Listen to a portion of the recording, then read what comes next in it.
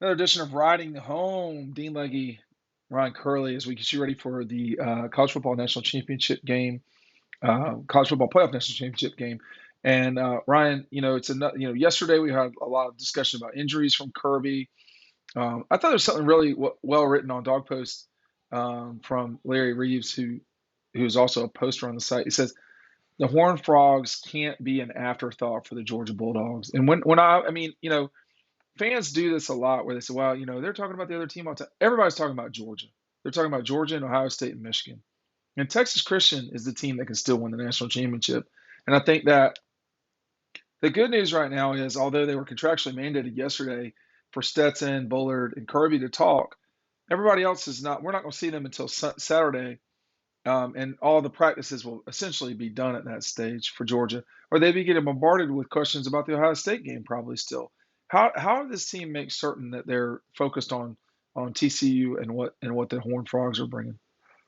I think it's just kind of status quo for them the way they always do it. They take a day or two and put the last game to bed. That's the phrase Kirby's used all season long.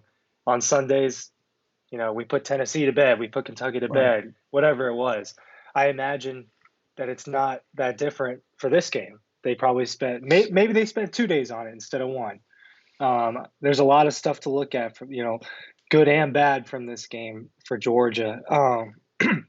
But then they look forward. You think about the 28 days off that they had between the SEC championship How much and difference do you the think Peach that Bowl. how much difference do you think that made for Ohio State getting ready for the Dogs? Well, they had 35 days. Um, That's a that's good point. I forgot about that. that's A more month and a week. time. Yeah. Yeah, that's more time to spend rehabbing for your body. That's more time that they could look at their own tape. That's more Break time that ten, they could look break at Georgia's tape. break Yeah. tendencies, of So which they did plenty. I to say that an extra week is doesn't matter, I think it's dumb because there's so much you could do in a 7-day period. So, advantage Ohio State in that that's more time to prepare and focus on one game. For Georgia, they spent, the better part of a week or 2 weeks focusing on themselves before they looked at Ohio State.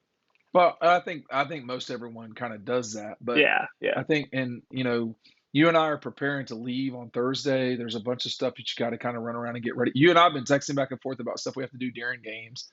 Right now, just kind of getting our S straight. Hey, listen, if Georgia wins the national championship Monday night, our friends at Red Zone are going to be prepared for you. I want to make sure that I'm reading exactly what's happening here. Uh, every single item, obviously, y'all, is not going to be in the stores or in the store, but there will be like a slow progression over time. But they will have stuff ready to roll as fast as you can imagine. So it is worth it to go to the store. However, they will have everything on their website. So you're going to want to check that out. Red Zone. Just type in UGA Red Zone into Google and it will work. We may or may not have a surprise for you if they win.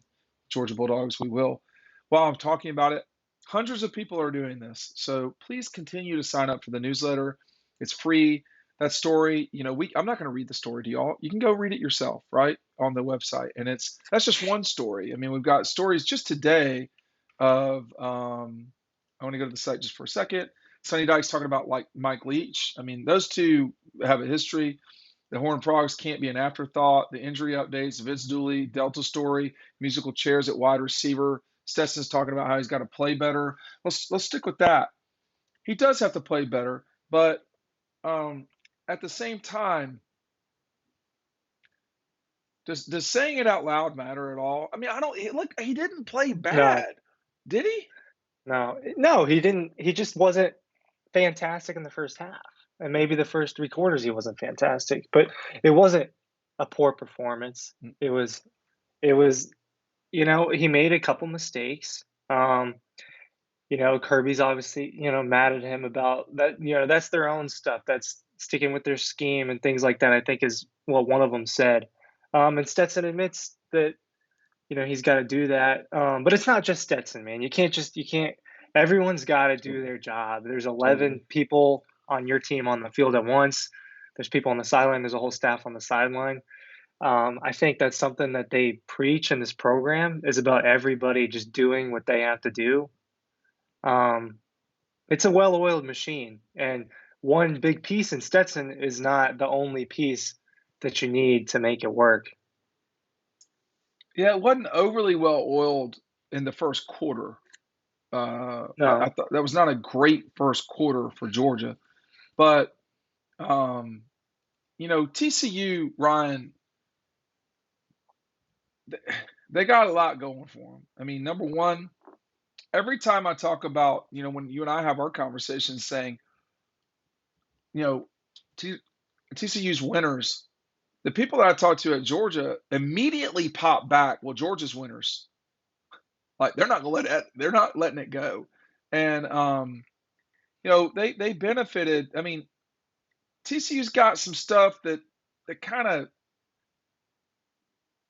there's you look at them, you watch them play, and there's some stuff that jumps out that is a little bit problematic when you're playing the Dogs. They're not a great statistical defense. That's not something they're great at, and you can run on them a little bit. You can definitely throw on them. They're giving up almost 250 yards a game. They are the highest. They allow almost 4 touchdowns a game average. We've seen them, as much as they score a lot, they also have allowed 40 points or more. Well, let's just say 30 points. They've allowed 30 to Kansas, Oklahoma State, West Virginia, uh, Kansas State, and Michigan. That's 5. I think Georgia's allowed 2 over 30. No, over 31, right? Which is Ohio State. Have they allowed? Oh yeah, Georgia's allowed more than 30 once. So it's Kirby. Kirby's always trying to correct me in the middle of these things, man. Bro, he's got. Get your boy to chill out a little bit, man. But he's not listening to me. they're not chilling either. But they do eat up the clock a lot too, man. I mean, TCU is a team that when you talk with folks behind the scene, I do think they're they acknowledge this is a game Georgia should win, but there's still some. This is Georgia we're talking about. There's always nervousness for the Dogs, about the Dogs. I mean, this is what Georgia people do. They freak out, but there are certainly everybody's concentrating on Georgia's defense and it's struggling. Okay, the last 2 games, but there are some issues with TCU too. Yeah, I mean, TCU allows more points than Georgia. Georgia has a better defense than TCU. It's Sure. not close. Georgia's defense in the last 2 games has played. I mean, its worst defensive game this year was the Peach Bowl, and that's not even close. LSU's second half was a bad defensive game. The first half, they let up one play that really mattered for those first 2 quarters, and it was that big touchdown that where there were missed tackles. For TCU, they've been in more fights than Georgia's been in this year, but Yeah. you know, Yeah. letting up for Michigan's not some potent offense that just puts up 40 every game. They've had their times this year. They can score that much. They They've had can. their times this year. They let Michigan get back in that game. I mean, they had a handle on that Fiesta Bowl, and I know that part of that handle was early, but you stall out, Michigan gets momentum.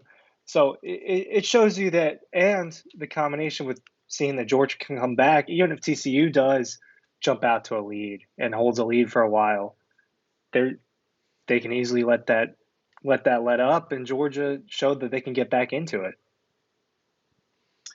Yeah, I don't know. I mean, I've just gotten something here from Caesars about Mm. the betting, and talking about TCU getting a lot of the money being bet on them. First of all, they're getting 13 points. Here's what the folks at Caesars say. They say it's 13 points in a championship game, so I can see why TCU is getting this action. Uh, but I think the talent difference is huge. Sonny Dykes also had a whole month to prepare for Michigan.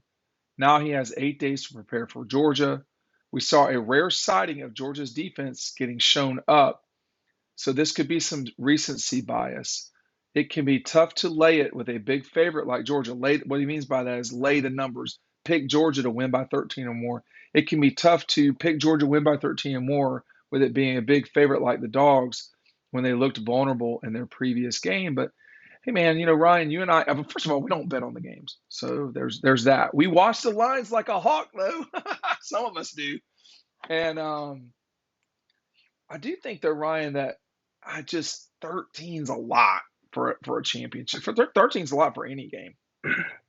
Yeah, it is a lot. I was confident Georgia was going to cover the 6-ish for Ohio State, and they didn't. And that's been the case a few times this year. I thought Georgia was going to cover, and they didn't. A lot of these lines have been really big. Right. Right. This one included. I haven't really decided yet what I think the score of this game is going to be. I do think Georgia's going to win. I don't think I don't think 2 touchdowns on TCU is crazy. I mean, it is a big line, but they went in there, won by 14, 20 or so points. I think that would be more expected than anything else. All right, let me just go. I'm sorry, were you still saying something? Well, I just, the consensus right now is that Georgia's just going to go in there and beat them pretty soundly. It seems like, according to everything I've seen so far, I haven't seen a single person pick TCU or say that they think TCU is going to really win this game. That's not good sometimes. I mean, people are talking about rat poison, this, rat poison, that. Well, but It's a real thing, but the Georgia, they're that many points better than TCU is the point that I'm trying to make.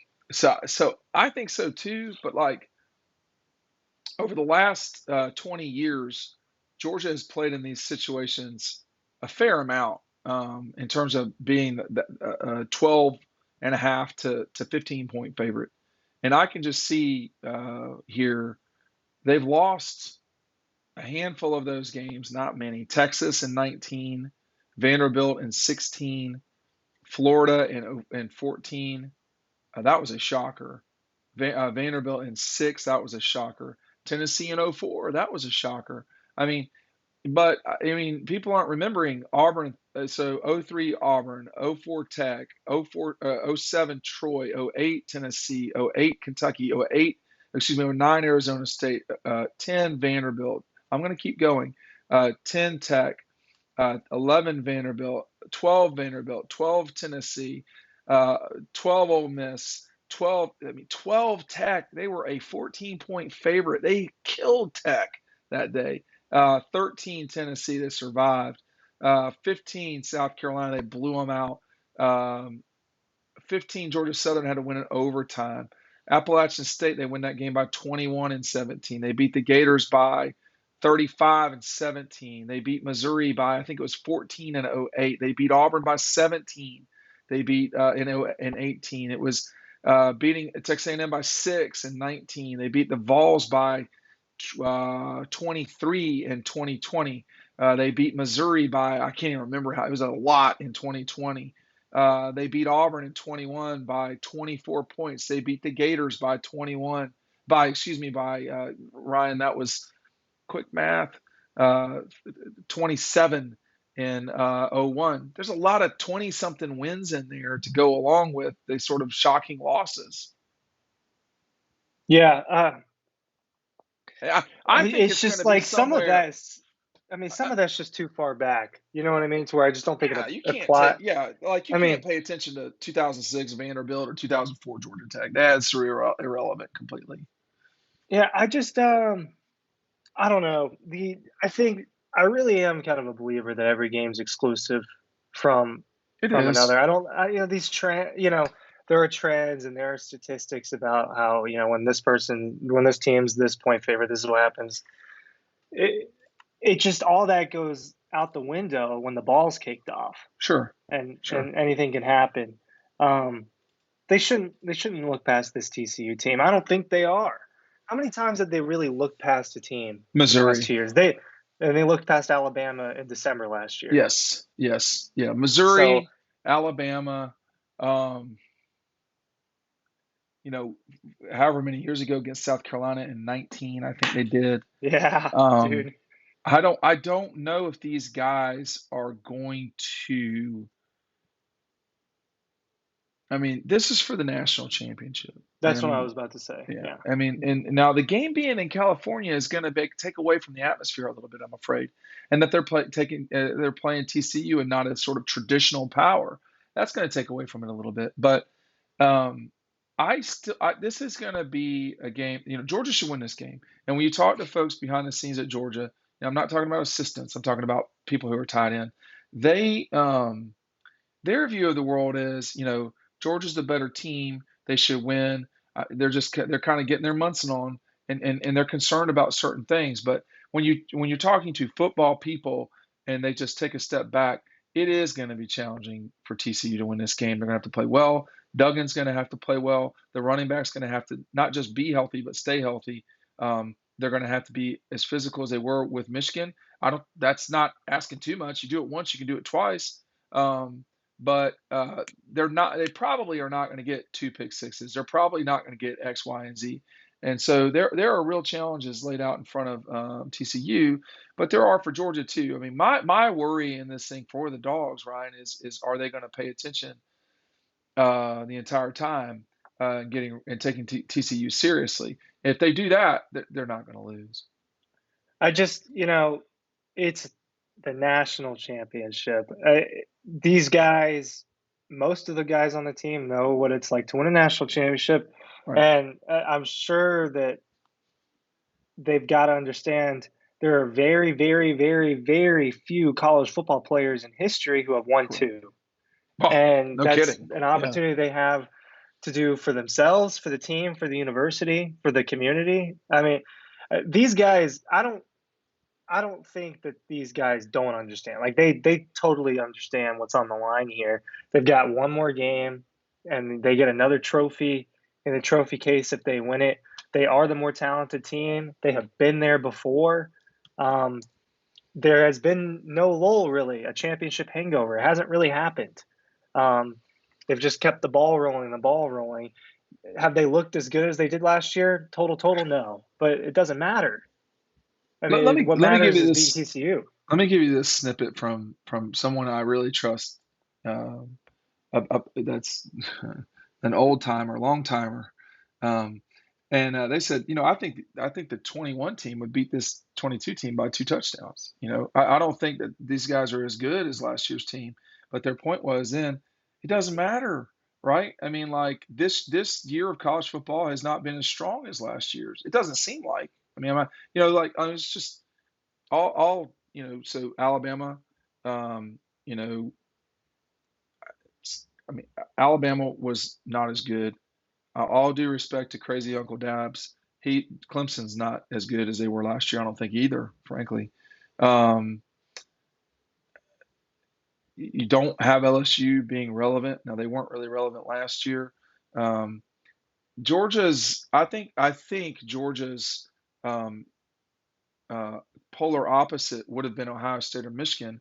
Had they had to beat two Big Tens in one season, that'd be one thing. They're not having to do that. I think it felt so much like Saturday night was the national championship game. It had all the trappings of that.